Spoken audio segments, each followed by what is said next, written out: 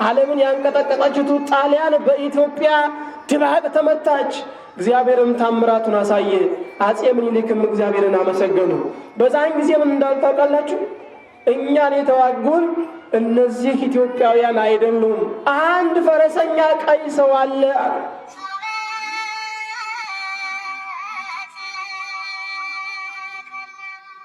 ለምን ታችኛው ይሰገያል? አንድ ቀን ታችኛው ከገለፈለ ላይኛው ከባድ ስለሚሆን ሁላችንም ልንጠነቀቅበት ይገባል። እና መለያየታችን መልካም አይደለም። አንድ መሆናችን ግን በአንድነት ያኖረናል። ስለዚህ ጣሊያኖቹ እንዲሸነፉ ያደረጋቸው መለያየታቸው ሳይሆን የኢትዮጵያውያን አንድ መሆን ነበረ። ስለማን? ስለ ሀገር።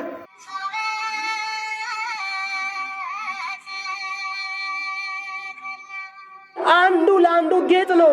ኦሮሞው ለትግሬው ጌጥ ነው፣ ትግሬውም ለአማራው ጌጥ ነው፣ አማራውም ለኦሮሞው ጌጥ ነው፣ ሌላውም ለሌላው ጌጥ ነው፣ ጉምዙም ለአማራው ጌጥ ነው፣ አንዱም ለአንዱ ጌጥ ነው። ኦርቶዶክሳውያን ለዚህ ነው አንዱ ንጉሥ ለአንዱ ንጉሥ ጌጥ ስለነበረ ይቺ ሀገር አጊጣ እስካሁን ድረስ የተቀመጠችው። አሁን ግን ጌጧን ልናስወግዳት ጥቂት ነገር ጫፍ ነገር ቀርቶናል። ከዚህ አምላካችን ይሰውረን።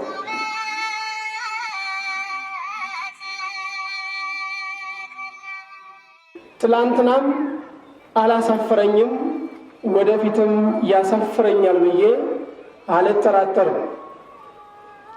እግዚአብሔር አምላክ እንደወደደና እንደፈቀደ የምንነጋገርበት ጥቂት የትምህርታችን ርዕስ የሚሆነው ይህ ነው።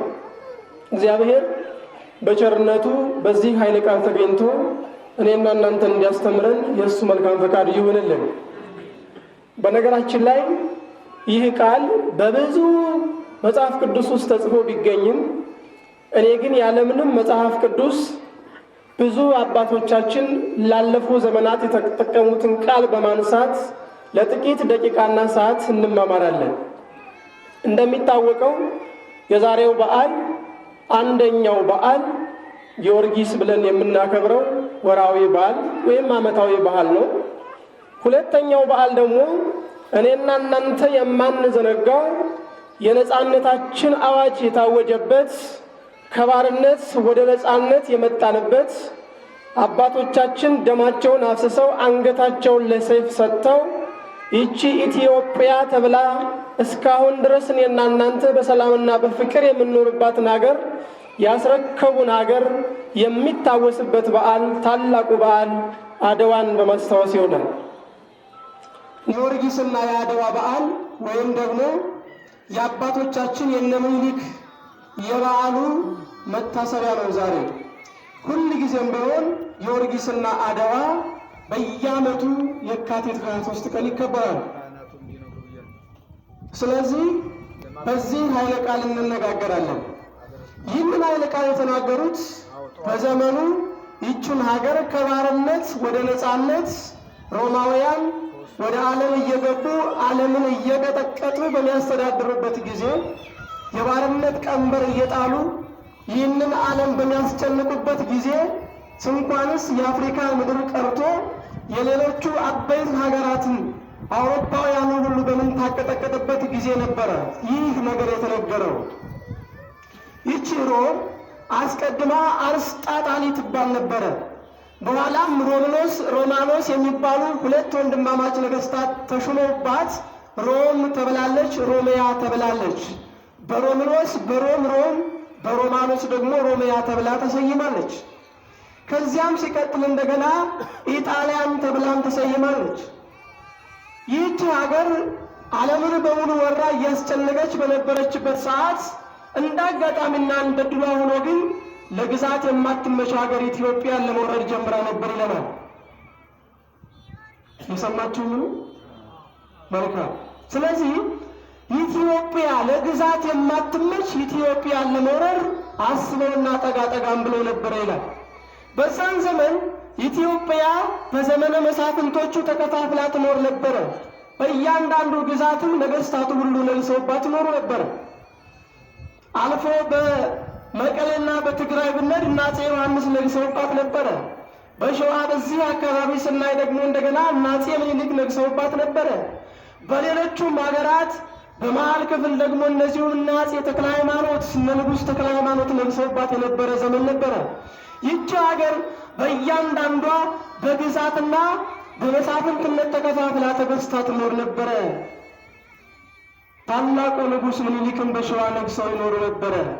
እንደዚህም ተከፋፍለው ቢኖሩም ግን ኢትዮጵያ ለዘመናት ተከብራ የምትኖረው ሌላ የውጭ ጠላትና ወራሪ ኃይል ሲመጣ አንድ በመሆኗ ነበረ።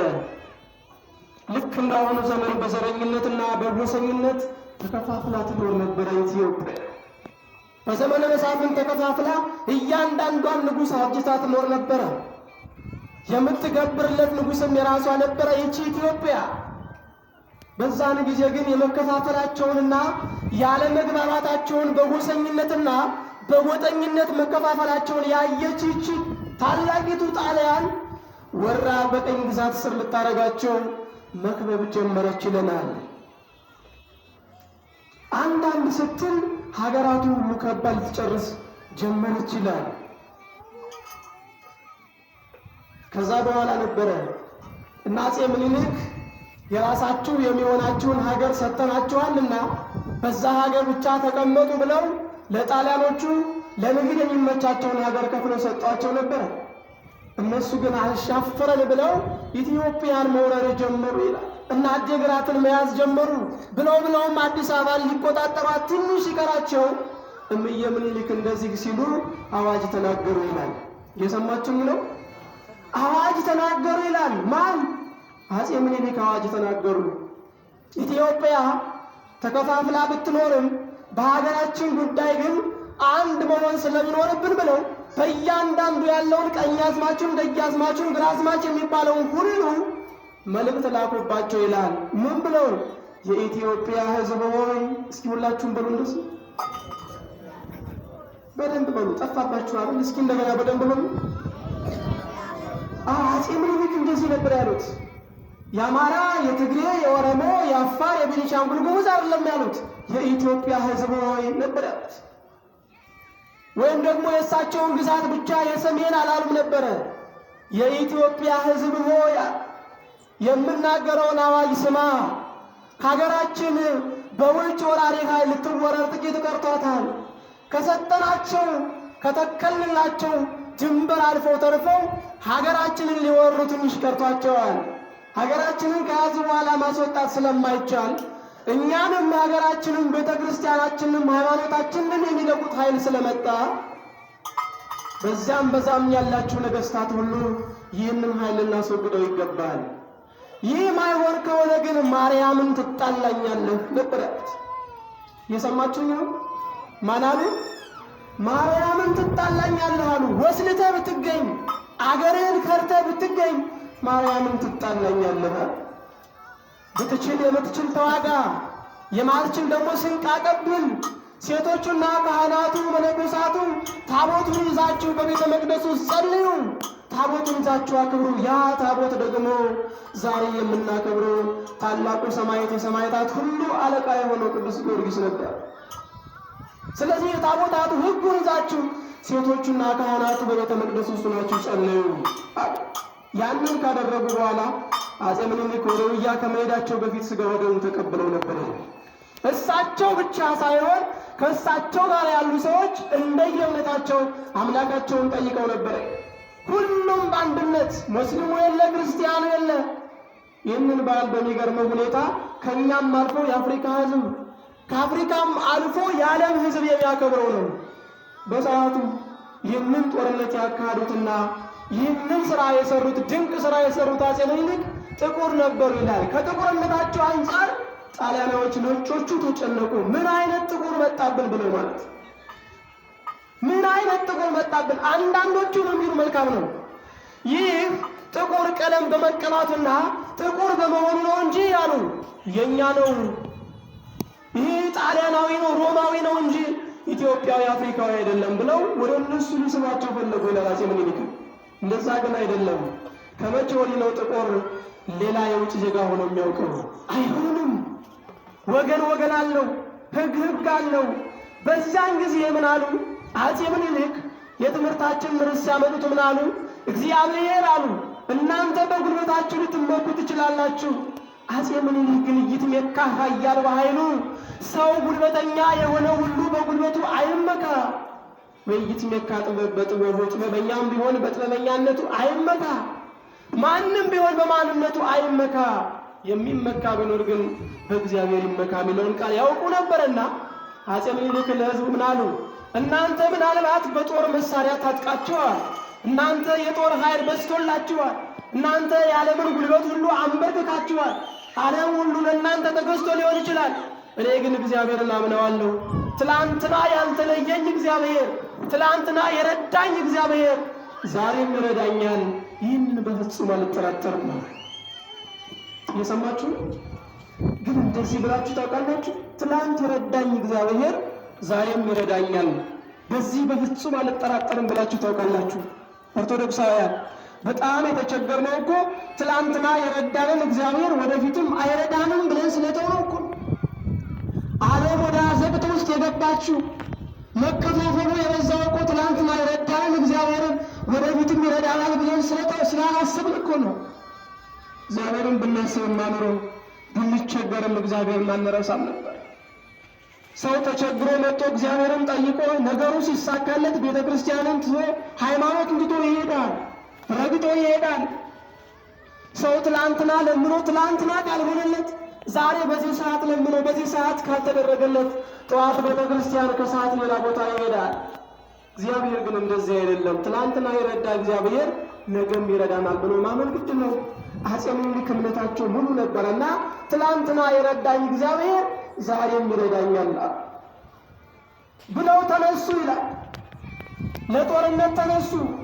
የታወጀለት ሕዝብ ሁሉ የተነገረውን ቃል ያከብራልና ትጣላኛለህ ስለተባለ ቁርጥ አመራር ስለነበረ ሁሉም ሰው የአፄ ምኒልክን ፈለግ ተከትሎ አድዋ ላይ ተሰብስበው ተገኙ ይላል።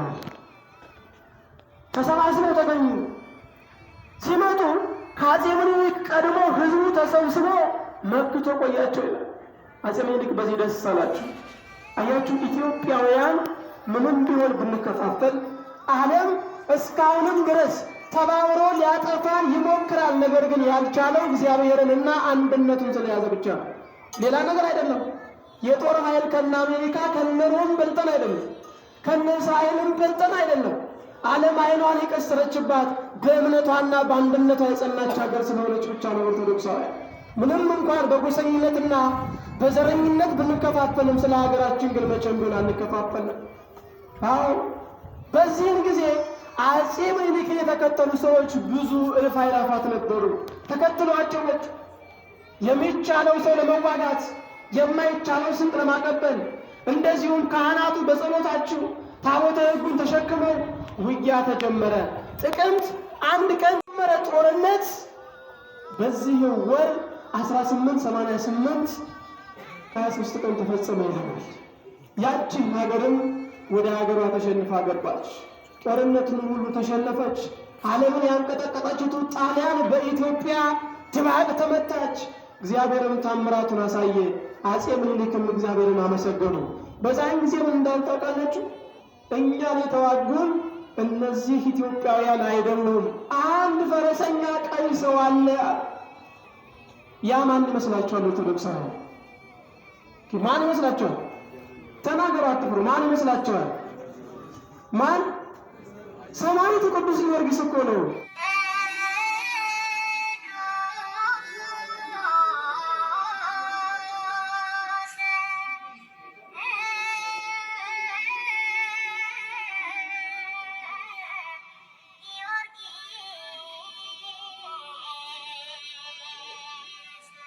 ያቺ ሀገርም ወደ ሀገሯ ተሸንፋ ገባች። ጦርነቱንም ሁሉ ተሸነፈች። ዓለምን ያንቀጠቀጠችቱ ጣሊያን በኢትዮጵያ ድባቅ ተመታች። እግዚአብሔርም ታምራቱን አሳየ። አፄ ምኒልክም እግዚአብሔርን አመሰገኑ። በዛን ጊዜ ምን እንዳልታውቃላችሁ? እኛን የተዋጉን እነዚህ ኢትዮጵያውያን አይደሉም፣ አንድ ፈረሰኛ ቀይ ሰው አለ። ያ ማን ይመስላችኋል? ኦርቶዶክሳውያን ማን ይመስላችኋል? ተናገሩ፣ አትፍሩ። ማን ይመስላችኋል? ማን?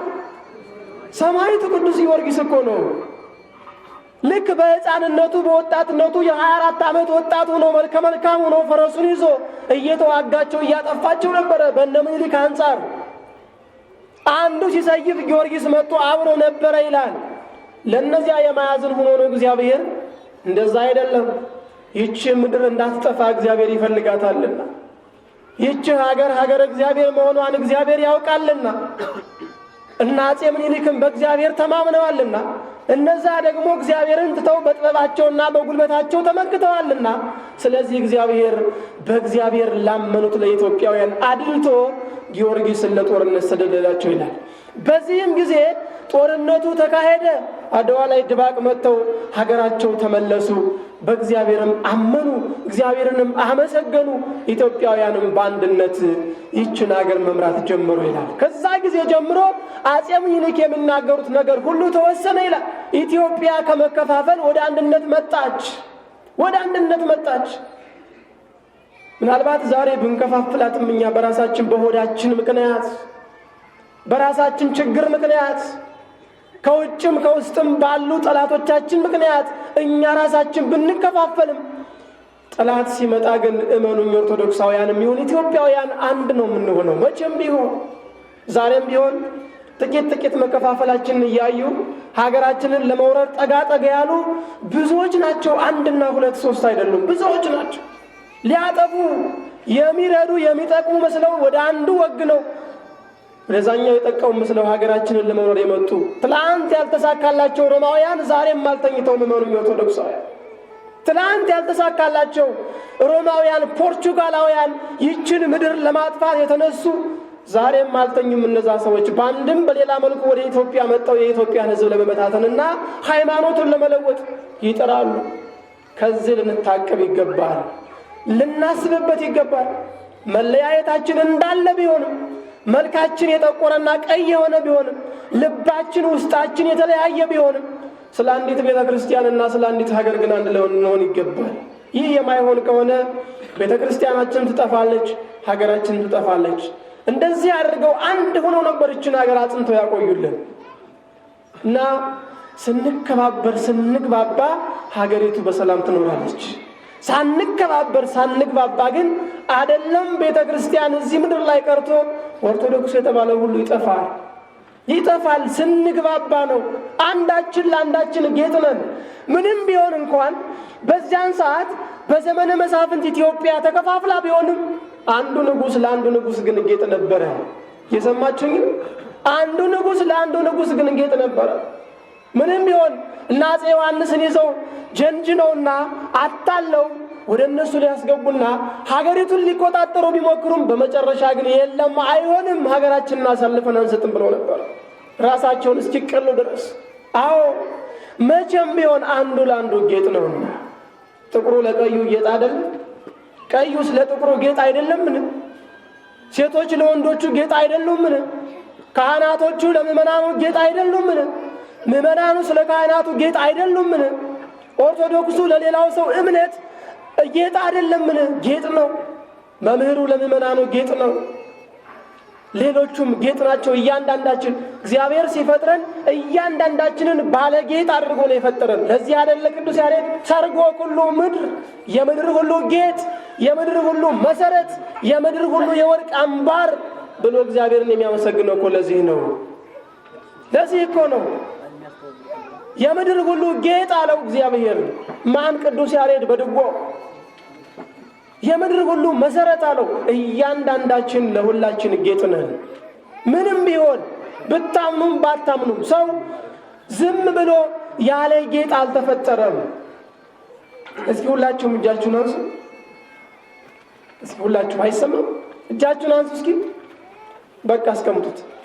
ምን መሰላችሁ? እጃችሁ ጌጥ አለው የለውም? አለው የለውም? እጃችሁ ጌጥ አለው። 5 ጣት ጌጥ አለው። ይሄኛው ከዚህ በታች ቢሆን ብላችሁ አስቡት እስኪ። ምን ጌጥ አለው? ጌጥ አለው የለውም ማለት እንዴ? ስለዚህ ጣቶቻችን ለክንዳችን ጌጥ ናቸው። ጸጉራችን ለራሳችን ጌጥ ነው። ራሳችንም ለዓይናችን ጌጥ ነው። መልካችንም ለዓይናችን ጌጥ ነው። ጥርሳችንም ለአፍንጫችን ለምላሳችን ጌጥ ነው። እያንዳንዱ አንገታችን ለሰውነታችን ጌጥ ነው። ከአንገት በታች ያለው ጥቅም የለውማ። ከአንገት በላይም ያለው ብቻውን አይጠቅም። ስለዚህ አንዱ ለአንዱ ጌጥ ነው። ኦሮሞው ለትግሬው ጌጥ ነው፣ ትግሬውም ለአማራው ጌጥ ነው፣ አማራውም ለኦሮሞው ጌጥ ነው፣ ሌላውም ለሌላው ጌጥ ነው፣ ጉምዙም ለአማራው ጌጥ ነው። አንዱም ለአንዱ ጌጥ ነው። ኦርቶዶክሳውያን ለዚህ ነው አንዱ ንጉሥ ለአንዱ ንጉሥ ጌጥ ስለነበረ ይቺ ሀገር አጊጣ እስካሁን ድረስ የተቀመጠችው። አሁን ግን ጌጧን ልናስወግዳት ጥቂት ነገር ጫፍ ነገር ቀርቶናል። ከዚህ አምላካችን ይሰውረን። ስለዚህ አንዳችን ለአንዳችን ጌጥ ነን። አንድ ታሪክ ልንገራችሁና ትምህርቱን ላጠቃልል። በአንድ ወቅት ሁለት በጣም የሚዋደዱ ጓደኛሞች ነበሩ ይላል። ሁለት በጣም የሚዋደዱ ለዘመናት በአንድ ላይ የኖሩ ያለምንም መከፋፈል ያለምንም መለያየት በውስጣቸው የሚፈጠረውን ችግር በመስማማትና በመግባባት በመፍታት በአንድ ላይ የሚኖሩ ሁለት ወንድማማቾች ነበሩ ይላል። ሁለት ወንድማማቾች እነዚያ ወንድማማቾችም ይሁኑ ጓደኛሞቹ በአንድ ላይ ሲኖሩ በአንድ ላይ ቤት ሰርተው መኖር አሰቡ ይላል። ከፍቅራቸው የተነሳ መለያየት ስላልፈልጉ ሲሰሩ ምን አደረጉ? ከላይና ከስር አድርገው ሁለት ቤት ሰሩ ይላል። ግን እጅ ፕላስ ነው የሚባለው። እንደዛ አድርገው ማለት ሰርተው በፍቅርና በሰላም መኖር ጀመሩ ይላል። አንደኛው በስር ሆኖ አንደኛው ደግሞ በላይ ሆኖ። ልብ አድርጋችሁ ስሙ ኦርቶዶክስ እየሰማችሁ ነው። አንደኛው ቤቱ ነው አልኳችሁ፣ በላይ ሆኖ፣ አንደኛው ደግሞ ቤቱ ነው በታች ሆኖ መስራት ጀመሩ፣ መኖር ጀመሩ ይላል በፍቅር። በስተመጨረሻ ግን አንደኛው ከላይ ያለው ሌላ ነገር አሰበ ይላል። ምን አሰበ? ከታች ያለውን ባስወግደው እኮ የታችኛውም የኔ ይሆናል ብሎ አሰባያችሁ።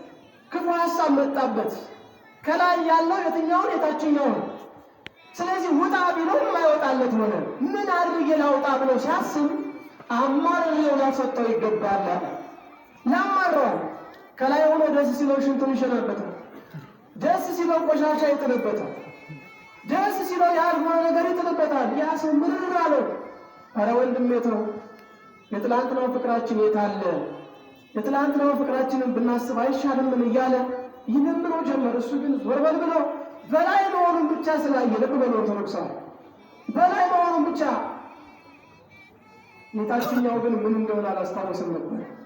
ጉዳቱ ምን ላይ እንደሆነ አላስታወሰም። እሱ በላይ መሆኑን ብቻ ስላየ ከላይ የሚመጣው ቆሻሻ በሙሉ ጥልበት ነበርና አንድ ቀን ምርር ሲለው ምን ያደርግ ጥሩ መሰላችሁ? ወጣ። የታችኛው ከቤት ወጣ። ውጭ ብሎ ወንድሜ ብሎ ጠራው። ከላይ ያለው አቤታ በጣም ተደሰተ። ምን አስደሰተው መሰላችሁ? ቤቱን ለቆልኝ ልሄድ ነው ብሎ። አያችሁ፣ ለዘመናት የኖሩ ሰዎች በሀብት ምክንያት መከፋት፣ በቋንቋ ምክንያት መከፋት፣ ባልሆነ ነገር ምክንያት መከፋፈል አሰቡት። መጣላት በማይረባ ቤት ነገ ጥለነው በምን ሄደው ሰው እኮ አስከሬን ተሸክሞ ምን እንደሚያስብ ታውቃላችሁ? ስለ ሀብቱ ያስባል። አስከሬን ተሸክሞ ወደ መቅበር እየሄደ እኔ እሞታለሁ ሳይሆን ነገ መጥቼ በየትኛው ሀብት ልዋጋ ብሎ ነው የሚያስበው። አያችሁ፣ እስኪ አስቡት ኦርቶዶክሳውያን። ስለዚህ ሊሄድልኝ ነው ብሎ ተደሰተና ወጥቶ ምን ፈልገህ ነው? ደረቱን ነፍቶ ምን ፈለግካ? እኔማ የፈለግኩትኝ እስካሁን ድረስ ጨቆንከኝ አለው። ታዲያ ምን ይሁን? ይበቃኛል፣ መረረኝ አለው። ከመረረ ሂድ አለው እኮ እኔም መሄድ ፈልጊያለሁ አለ። ስሄድ ግን አለ የታችኛውን ቤቴን አፍርሼ ነው የምሄደው። የሰማችሁ? የታችኛውን ቤቴን አፍርሼ ስለመሄድ አንተ ድርሻ የላይኛው ቤት ነው፣ የላይኛው ቤትን አንሳለኝ ወዳጅ። እንግዲህ ምን እንደሚሆን እስኪ አስቡ በራሳችሁ። ሁሌ ነው አስቡ። የታችኛውን ቤቴን እፈልገዋለሁ፣ አፍርሼ መሄድ እፈልጋለሁ፣ የላይኛውን ቤትን ግን አንሳለኛል። ማን ነው በእውነት ለምን ነው ያለበት? በዚህ ላይ ማን ነው መለመን ያለበት? በላይ ያለው ነው በታች ያለው ነው መለመን ያለበት? አረ አትሰሙኝም? በላይ ያለው በላይ ያለው መለመን አለበት። የስረኛው መሰረቱ ከሌለ የላይኛው የለማ። ይሄ ቤተ ክርስቲያን በድንጋይ ላይ ድንጋይ ታንጾ ተመስርቶ ትልቁ ነው ብታዩት፣ ይሄ መሰረቱ ከፈረሰ ላይኛው እነዛ እኮ። ስለዚህ ያ ሰው ምን ቢሆን ጥሩ ነው? ይሄንን የምታደርግ ከሆነ እባክህ ወንድሜ ሆይ ይቅር በለኝ፣ ማረኝ፣ በድያለሁ አለው። አይሆንም፣ እስካሁን ድረስ ተበድያለሁ፣ የላይኛውን ቤትን ብቻ አንሳለኝ እኔ ስለኛው አንስቼ እሄዳለሁ። እባክህ በትላንትናው ወንድምነታችን እለምንሃለሁ ይቅር በለኝ። ያም ቸር ነበርና እግዚአብሔር ይቅር በል ብሎ በአንድነትና በሰላም ሆኖ ጉዳያቸው ተፈታ።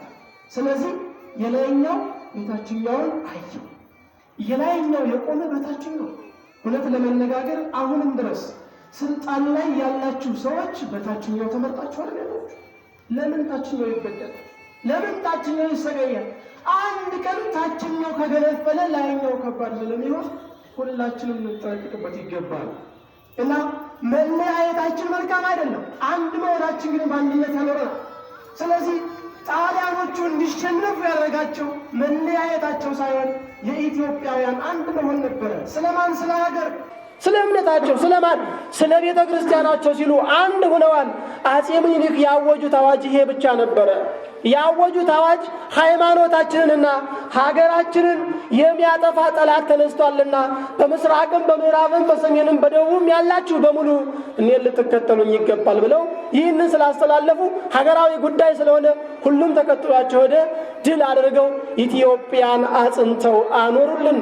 እስካሁን ድረስ ዓለም አይኑን ቀስጥሮ የሚያያትን ኢትዮጵያ፣ ቤተ ክርስቲያን የምትከበርበት ኢትዮጵያ፣ እምነት የሚኖርበት ኢትዮጵያ፣ ጻድቃን የሚፈለፈሉበት ኢትዮጵያ፣ ሌላ ባዕድ አምልኮ የሌለባት ኢትዮጵያ፣ ከነ ሆሜር አስቀድማ ቅኔን የተቀኘች ኢትዮጵያ እንድትኖረን አቆዩን።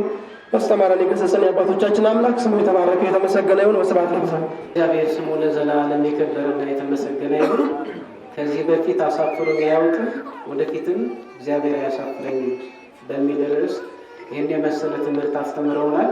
እስኪ አንድ ጊዜ እግዚአብሔርን እልል ብላችሁ አመስግኑ።